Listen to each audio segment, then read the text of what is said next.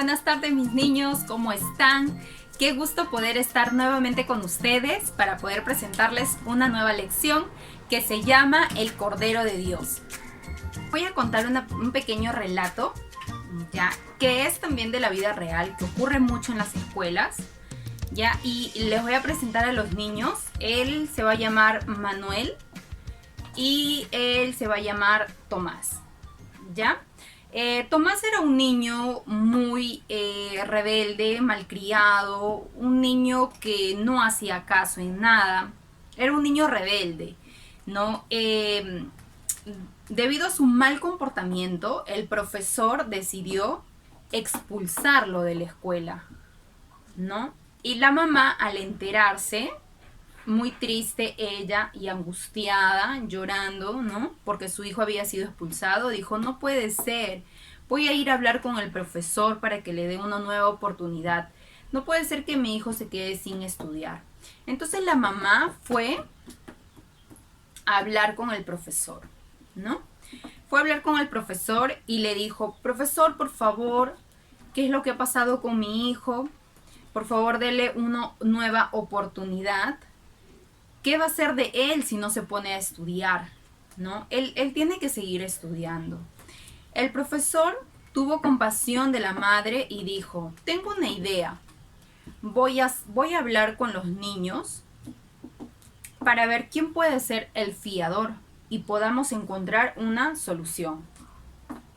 La mamá se quedó en espera. El profesor se fue al aula y dijo a los niños, ¿quién puede ser el fiador de Tomás? Todos se quedaron en silencio, nadie levantó la mano, pero de pronto se escuchó una voz, y era la voz de Manuel, que dijo, yo profesor, yo seré el fiador de Tomás.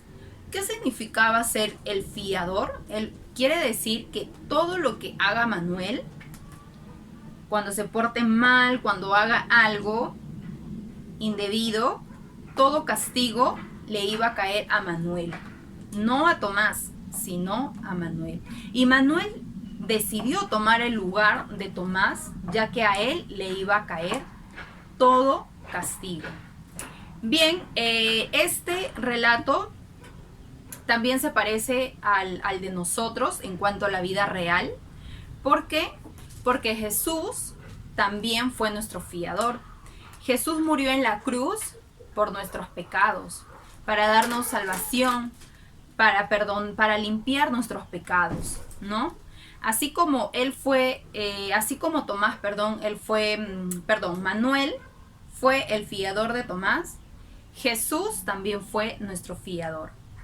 Entonces, bien, vamos a continuar con la lección que se llama El Cordero de Dios. Jesús ora en el huerto. Después de comer la Pascua con sus discípulos, Jesús los llevó a un hermoso huerto de Getsemaní para orar. ¿Pero qué creen? Ellos se encontraban cansados. Ellos estaban agotados, como podemos ver. ¿Y qué creen? Ellos se quedaron dormidos orando. Pero Jesús no. Jesús, él oró y mucho. Sabía que se venían momentos difíciles. La noche estaba silenciosa y solo la luna y las estrellas alumbraban la oscuridad. Jesús nunca pecó, recordemos que él nunca hizo nada malo, ¿no? Pero él debía llevar el castigo de todos nosotros, de todo el mundo. De repente, el silencio de la noche fue interrumpida cuando él oraba. Un grupo de soldados, guardias y jefes de los sacerdotes, ¿no? Y los fariseos entraron en el huerto donde estaban orando. Venían a arrestar a Jesús y llevárselo a Jesús. Judas entrega a Jesús con un beso. Judas Iscariote iba delante de ellos cuando vinieron a arrestar a Jesús. Judas Iscariote había prometido entregar a Jesús en las manos de sus enemigos. Jesús dijo, ¿a quién buscan? Y ellos respondieron, buscamos a Jesús de Nazaret. Y Jesús les contestó y les dijo, aquí estoy, soy yo. En ese momento, Judas besó a Jesús. Esa era la señal de que lo arresten, ¿no? Señalaba de que él era Jesús y lo llevaron ante el sacerdote Anás. Allí lo acusaron, ahí le hicieron muchas preguntas. Jesús ante Pilato. Más tarde llevaron a Jesús donde Pilato. Pilato era el gobernador romano. Pilato entendió y comprendió que Jesús era inocente. Para él no había hecho nada malo. Su esposa de igual manera le dijo que no tuviera nada que ver con Jesús. Pilato quería soltar a Jesús. Él lo quería hacer, pero la gente le decía, no dejes ir a Jesús, ¿no? Si dejas, incluso le decían, si dejas ir a Jesús, no eres amigo del emperador. Entonces Pilato tuvo una idea y él dijo, ¿no? Como era costumbre cada año soltar a un preso, decían, ¿suelto a Jesús o suelto a Barrabás? Barrabás era un ladrón y la multitud decía, suelta a Barrabás. ¿Y qué hago con Jesús? Entonces preguntó Pilato. Y la gente que creen decían, crucifícalo, crucifícalo. Por último, Jesús es crucificado. A él lo clavaron en una cruz, a los lados, con dos malhechores, ¿no? Y en la cabeza le colocaron una corona de espina. Se burlaron de él, lo escupieron.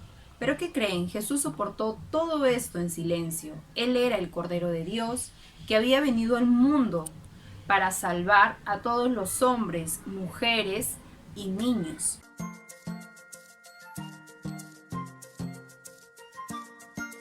Nuestro versículo del día de hoy se encuentra en Juan 1:29, que dice, he aquí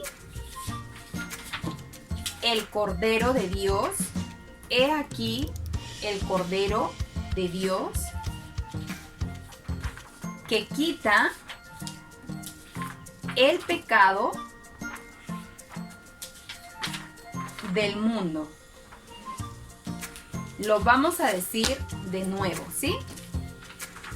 He aquí el Cordero de Dios que quita el pecado del mundo. He aquí el Cordero de Dios que quita el pecado del mundo. ¿Dónde lo encontramos? En Juan 1:29. Bien, mis niños, me encuentro en un salón de experimentos. Bien, vamos a hacer hoy día el experimento del pecado. ¿Qué es lo que pasa con el pecado? ¿Ok? Para ello vamos a conocer lo que cada uno se representa. Esto se va a representar a cada uno de nosotros. Este color representa al pecado y este va a representar a Jesús.